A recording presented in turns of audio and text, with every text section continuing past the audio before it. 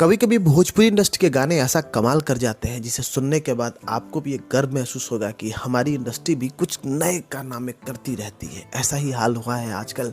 एक गाना ऐसा ट्रेंडिंग में पहुंचा कि सबकी बोलती बंद कर गया। ये गाना पवन सिंह का था। इसी के बारे में बताएंगे आपको। नमस्कार, मेरा नाम है दुष्यंत सिंह राजपूत और आप देखना शुरू कर चुके हैं श्रीनेत जी चैनल।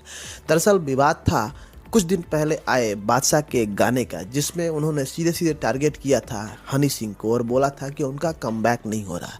इस गाने के जवाब में एक हनी सिंह का गाना आया जो पहले दिन 50 मिलियन व्यूज पा गया और ये गाना नंबर 1 ट्रेंडिंग में चला गया। उसके बाद कई सारे गाने बॉलीवुड से लेके और पंजाबी इंडस्ट्री में रिलीज हुए, लेकिन किसी की हिम्मत नहीं हुई कि उस गाने को नंबर 1 ट्रेंडिंग से हटा पाए।